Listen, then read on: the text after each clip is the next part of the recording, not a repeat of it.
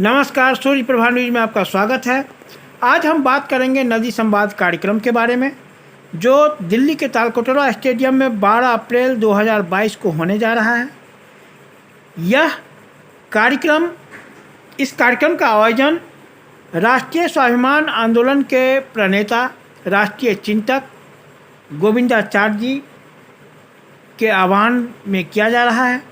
दरअसल अनेक वर्षों से गोविंदाचार्य जी प्रकृति केंद्रित विकास की संकल्पना को सबके सामने रखने का प्रयास किया है। विगत 500 वर्षों में मानव केंद्रित विकास की अवधारणा पर चलकर जलवायु परिवर्तन रूपी ऐसी भीषण संकट खड़ा हो गया है जिसने मानव सहित संपूर्ण जीवन जगत के अस्तित्व पर ही प्रश्न चिन्ह लगा दिया है। प्रकृति के शोषण एवं विध्वंस पर आधारित इस मानव केंद्रित विकास का विकल्प अब आगे केवल प्रकृति केंद्रित विकास यानी इकोसेंट्रिक डेवलपमेंट ही है।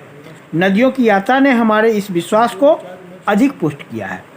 यहाँ सुना जा सकता है कि किस तरह की तैयारी गोविंदाचार्य जी के द्वारा नदी संवाद कार्यक्रम में किया गया है। एकेडमिक भी, व्यावहारिक भी। फिर दूसरे सेशन में इसका समाधान क्या हो, नदियाँ अविरल कैसे रहें और निर्मल कैसे बहें, इसके लिए समाधानात्मक शर्त क्या क्या है, इस पर विचार करेंगे। फिर एक प्रस्ताव बना है 9-10 बिंदुओं का, उस पर चर्चा हो। उसमें जैसे उदाहरण के लिए कि नदियों की ज़मीन को लीगल पर्सोना बनाया जाना चाहिए।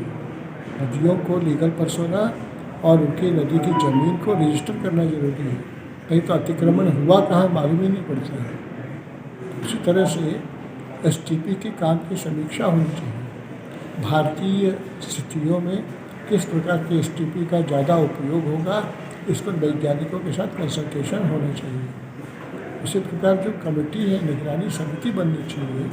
सरकारी जो भी योजनाएं चली हैं नदियों के बारे में, उसके बारे में वस्तुगत आकलन करने के लिए कुछ और कमेटियों का भी बनना आवश्यक है।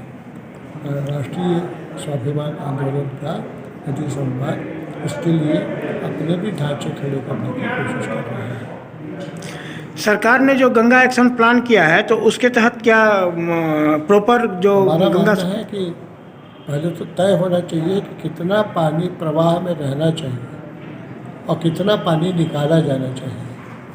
इसी प्रकार नदी की एनक्रोचमेंट की परिभाषा तय होनी चाहिए। ये दो बातें होंगी तब गाड़ी बढ़ेगी।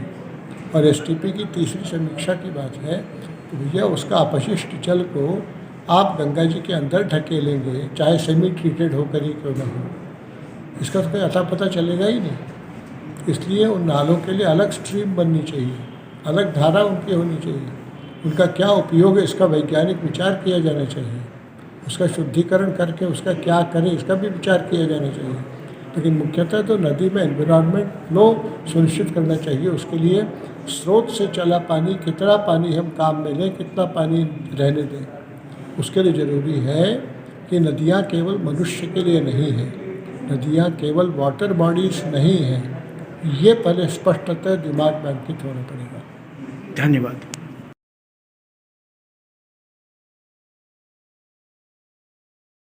स्वाभिमान आंदोलन के प्रणेता श्री गोविंदाचार्य जी के नेतृत्व में नदी संवाद होने जा रहा है, और इसमें अभी हमारे साथ वृंदावन से महाराज जी हैं। महाराज जी बताएंगे कि नदी संवाद कार्यक्रम के तहत किस तरह की योजना है।